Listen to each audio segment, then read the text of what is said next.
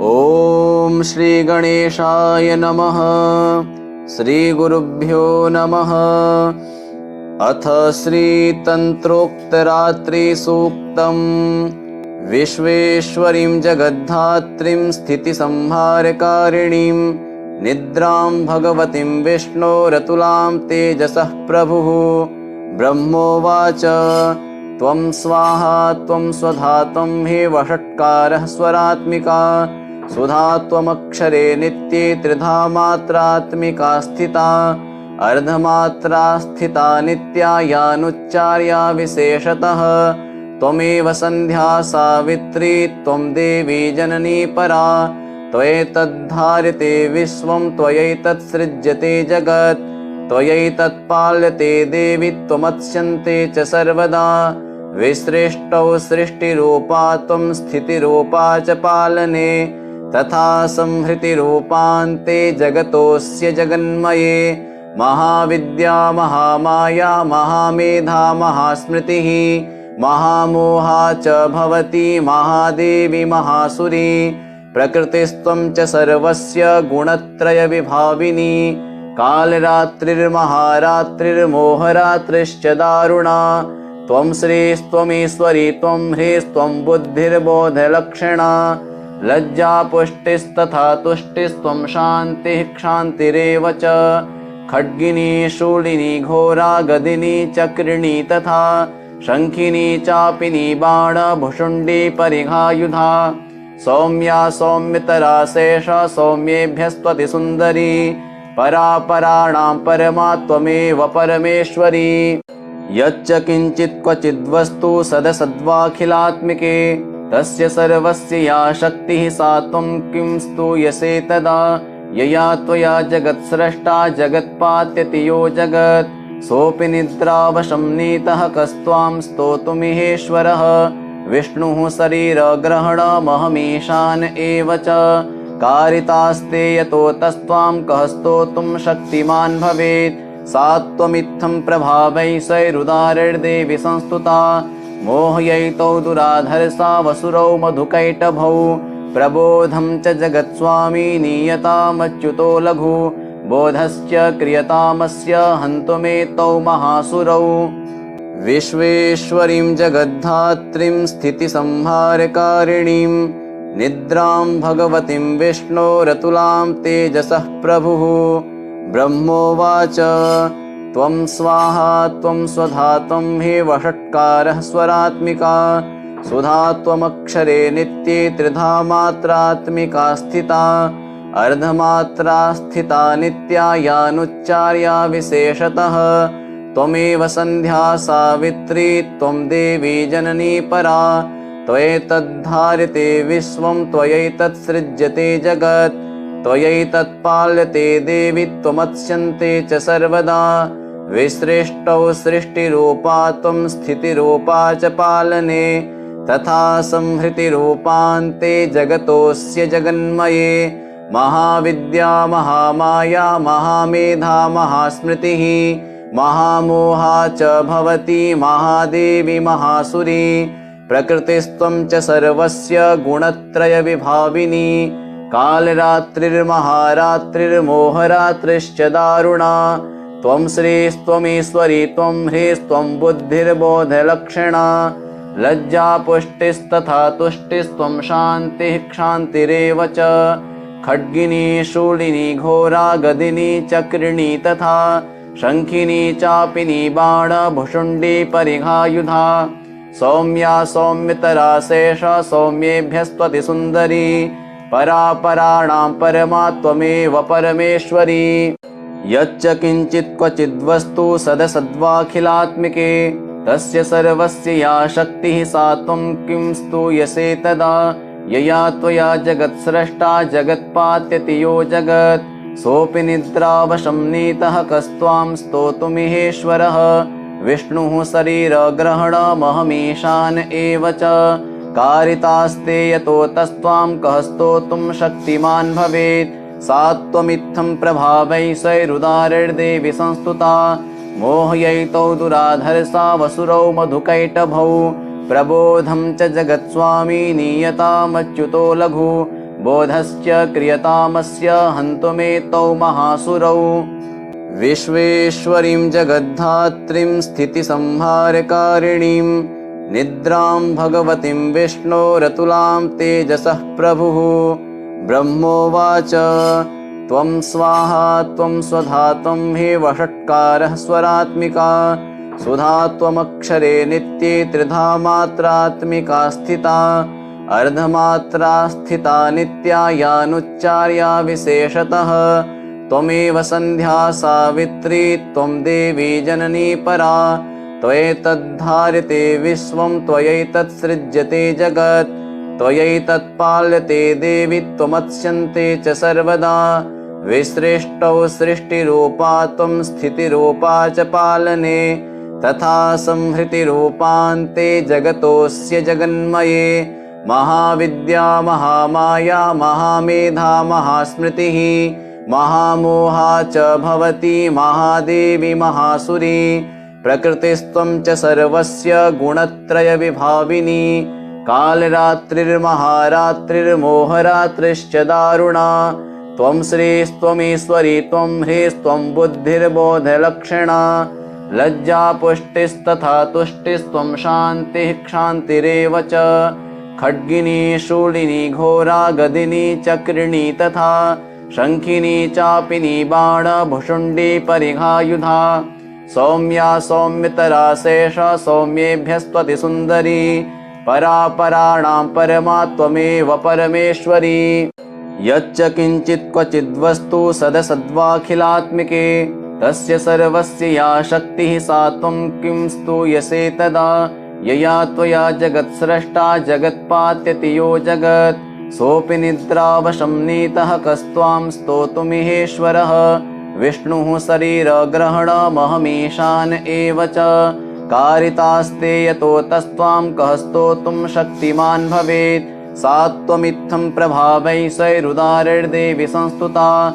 मोहयैतौ दुराधर्षा वसुरौ मधुकैटभौ। प्रबोधं च जगत्स्वामी नीयतामच्युतो लघु। बोधश्च क्रियतामस्य हन्तुमेतौ महासुरौ।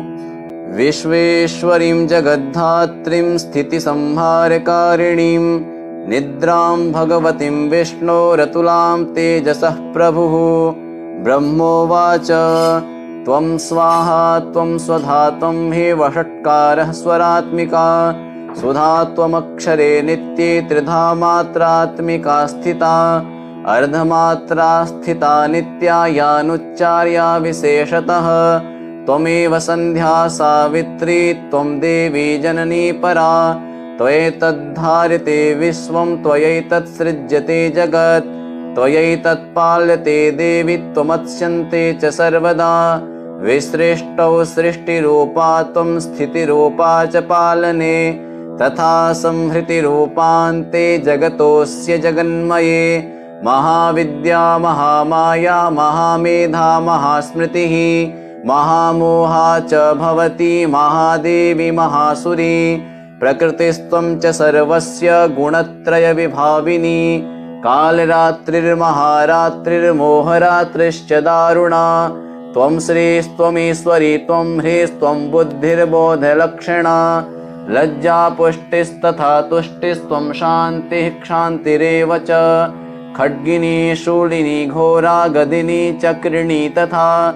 शङ्खिनी चापिनी बाणभुषुण्डी परिघायुधा। सौम्या सौम्यतरा शेषा सौम्येभ्यस्त्वति सुन्दरी। परापराणां परमा त्वमेव परमेश्वरी। यच्च किञ्चित् क्वचिद्वस्तु सदसद्वाखिलात्मिके तस्य सर्वस्य या शक्तिः सा त्वं किं स्तूयसे तदा। यया त्वया जगत्स्रष्टा जगत्पात्यति यो जगत्। सोऽपि निद्रावशं नीतः कस्त्वां स्तोतुमिहेश्वरः। विष्णुः शरीरग्रहणमहमीशान एव च। कारितास्ते यतो तस्त्वां कः स्तोतुं शक्तिमान् भवेत्। सा त्वमित्थं प्रभावैश्वैरुदारैर्देवि संस्तुता। मोहयैतौ दुराधर्षा वसुरौ मधुकैटभौ। प्रबोधं च जगत्स्वामी नीयतामच्युतो लघु। बोधश्च क्रियतामस्य हन्तुमेतौ महासुरौ। विश्वेश्वरीं जगद्धात्रीं स्थितिसंहारकारिणीं निद्रां भगवतीं विष्णोरतुलां तेजसः प्रभुः।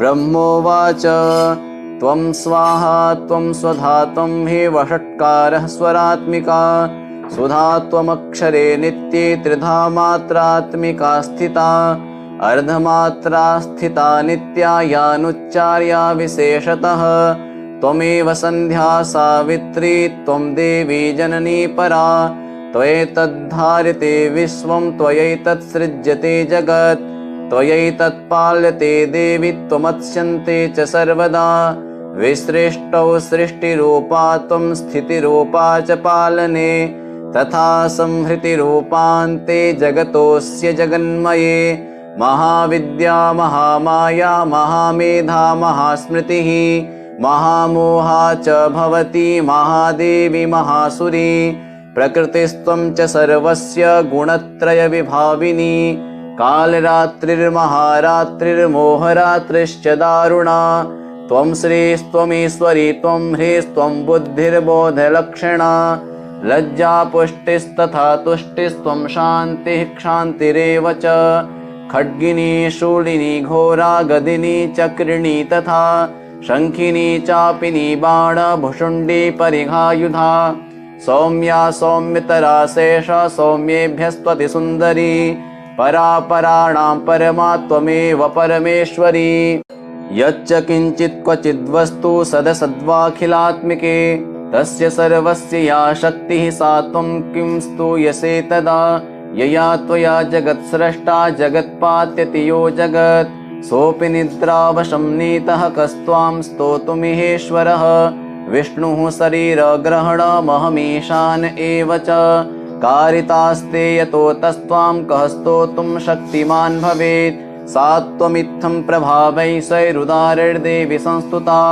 मोहयैतौ दुराधर्षा वसुरौ मधुकैटभौ प्रबोधं च जगत्स्वामी नीयतामच्युतो लघु बोधश्च क्रियतामस्य हन्तुमेतौ महासुरौ विश्वेश्वरीं जगद्धात्रीं स्थितिसंहारकारिणीं निद्रां भगवतीं विष्णोरतुलां तेजसः प्रभुः ब्रह्मोवाच त्वं स्वाहा त्वं स्वधा त्वं हे वषट्कारः स्वरात्मिका सुधा त्वमक्षरे नित्ये त्रिधा मात्रात्मिका स्थिता अर्धमात्रा स्थिता नित्या यानुच्चार्या विशेषतः त्वमेव सन्ध्या सावित्री त्वं देवी जननी परा त्वयैतद्धार्यते विश्वं त्वयैतत्सृज्यते जगत् त्वयैतत्पाल्यते देवि त्वमत्स्यन्ते च सर्वदा विसृष्टौ सृष्टिरूपा त्वं स्थितिरूपा च पालने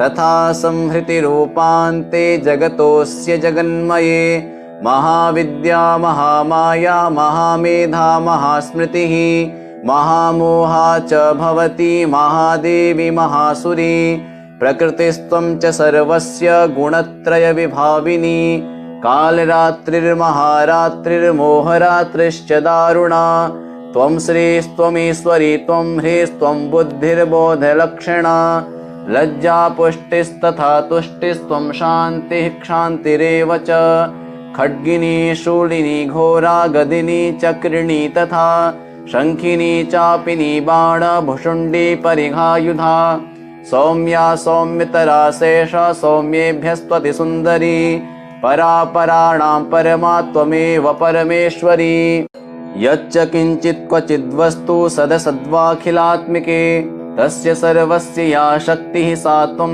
किं स्तूयसे तदा यया त्वया जगत्स्रष्टा जगत्पात्यति यो जगत् सोऽपि निद्रावशं नीतः कस्त्वां स्तोतुमिहेश्वरः विष्णुः शरीरग्रहणमहमीशान एव च कारितास्ते यतो तस्त्वां कः स्तोतुं शक्तिमान् भवेत् सा त्वमित्थं प्रभावैश्वैरुदारैर्देवि संस्तुता मोहयैतौ दुराधर्षा वसुरौ मधुकैटभौ प्रबोधं च जगत्स्वामी नीयतामच्युतो लघु बोधश्च क्रियतामस्य हन्तुमेतौ महासुरौ विश्वेश्वरीं जगद्धात्रीं स्थितिसंहारकारिणीं निद्रां भगवतीं विष्णोरतुलां तेजसः प्रभुः। ब्रह्मोवाच त्वं स्वाहा त्वं स्वधा त्वं हे वषट्कारः स्वरात्मिका।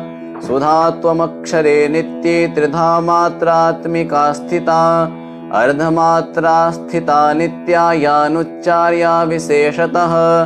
त्वमेव सन्ध्या सावित्री त्वं देवी जननी परा। त्वयैतद्धार्यते विश्वं त्वयैतत्सृज्यते जगत्। त्वयैतत्पाल्यते देवि त्वमत्स्यन्ते च सर्वदा। विसृष्टौ सृष्टिरूपा त्वं स्थितिरूपा च पालने।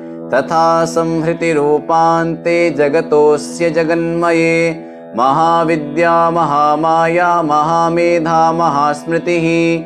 महामोहा च भवती महादेवी महासुरी।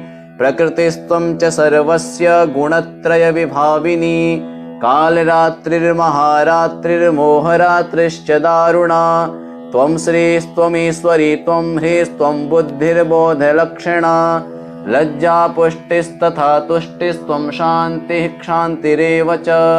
खड्गिनी शूलिनी घोरा गदिनी चक्रिणी तथा।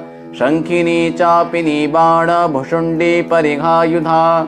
सौम्या सौम्यतरा शेषा सौम्येभ्यस्त्वति सुन्दरी।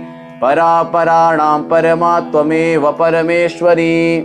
यच्च किञ्चित् क्वचिद्वस्तु सदसद्वाखिलात्मिके। तस्य सर्वस्य या शक्तिः सा त्वं किं स्तूयसे तदा। यया त्वया जगत्स्रष्टा जगत्पात्यति यो जगत्। सोऽपि निद्रावशं नीतः कस्त्वां स्तोतुमिहेश्वरः। विष्णुः शरीरग्रहणमहमीशान एव च। कारितास्ते यतो तस्त्वां कः स्तोतुं शक्तिमान् भवेत्। सा त्वमित्थं प्रभावैश्वैरुदारैर्देवि संस्तुता। मोहयैतौ दुराधर्षा वसुरौ मधुकैटभौ। प्रबोधं च जगत्स्वामी नीयतामच्युतो लघु। बोधश्च क्रियतामस्य हन्तुमेतौ महासुरौ। विश्वेश्वरीं जगद्धात्रीं स्थितिसंहारकारिणीं। निद्रां भगवतीं विष्णोरतुलां तेजसः प्रभुः। ब्रह्मोवाच त्वं स्वाहा त्वं स्वधा त्वं हे वषट्कारः स्वरात्मिका। सुधा त्वमक्षरे नित्ये त्रिधा मात्रात्मिका स्थिता। अर्धमात्रा स्थिता नित्या यानुच्चार्या विशेषतः। त्वमेव सन्ध्या सावित्री त्वं देवी जननी परा। त्वयैतद्धार्यते विश्वं त्वयैतत्सृज्यते जगत्। त्वयैतत्पाल्यते देवि त्वमत्स्यन्ते च सर्वदा। विसृष्टौ सृष्टिरूपा त्वं स्थितिरूपा च पालने। तथा संहृतिरूपान्ते जगतोऽस्य जगन्मये। महाविद्या महामाया महामेधा महास्मृतिः। महामोहा च भवती महादेवी महासुरी। प्रकृतिस्त्वं च सर्वस्य गुणत्रयविभाविनी। कालरात्रिर्महारात्रिर्मोहरात्रिश्च दारुणा। त्वं श्रीस्त्वमीश्वरी त्वं ह्रीस्त्वं बुद्धिर्बोधलक्षणा। लज्जा पुष्टिस्तथा तुष्टिस्त्वं शान्तिः क्षान्तिरेव च। खड्गिनी शूलिनी घोरा गदिनी चक्रिणी तथा। शङ्खिनी चापिनी बाणभुषुण्डी परिघायुधा। सौम्या सौम्यतरा शेषा सौम्येभ्यस्त्वति सुन्दरी। परापराणां परमा त्वमेव परमेश्वरी। यच्च किञ्चित् क्वचिद्वस्तु सदसद्वाखिलात्मिके। तस्य सर्वस्य या शक्तिः सा त्वं किं स्तूयसे तदा।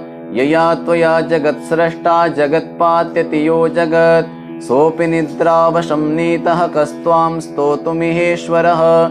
विष्णुः शरीरग्रहणमहमीशान एव च। कारितास्ते यतो तस्त्वां कः स्तोतुं शक्तिमान् भवेत्। सा त्वमित्थं प्रभावैश्वैरुदारैर्देवि संस्तुता।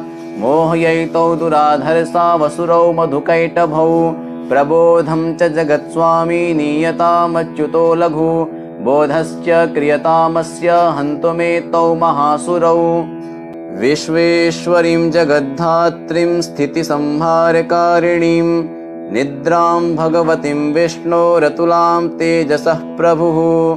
ब्रह्मोवाच त्वं स्वाहा त्वं स्वधा त्वं हि वषट्कारः स्वरात्मिका सुधा त्वमक्षरे नित्ये त्रिधा मात्रात्मिका स्थिता अर्धमात्रा स्थिता नित्या यानुच्चार्या विशेषतः त्वमेव सन्ध्या सावित्री त्वं देवी जननी परा त्वयैतद्धार्यते विश्वं त्वयैतत्सृज्यते जगत् त्वयैतत्पाल्यते देवि त्वमत्स्यन्ते च सर्वदा विसृष्टौ सृष्टिरूपा त्वं स्थितिरूपा च पालने तथा संहृतिरूपान्ते जगतोऽस्य जगन्मये महाविद्या महामाया महामेधा महास्मृतिः महामोहा च भवति महादेवी महासुरी प्रकृतिस्त्वं च सर्वस्य गुणत्रयविभाविनी कालरात्रिर्महारात्रिर्मोहरात्रिश्च दारुणा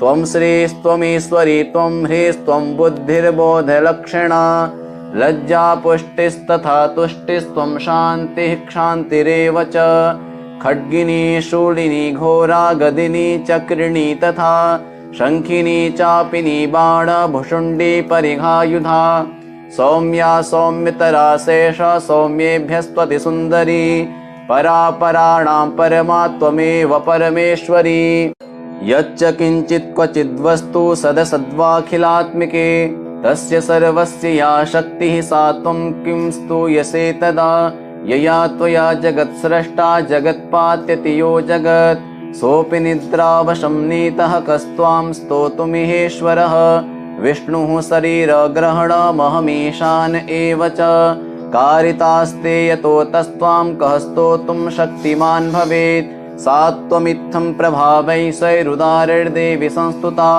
मोहयैतौ दुराधर्षा वसुरौ मधुकैटभौ प्रबोधं च जगत्स्वामी नीयतामच्युतो लघु बोधश्च क्रियतामस्य हन्तुमेतौ महासुरौ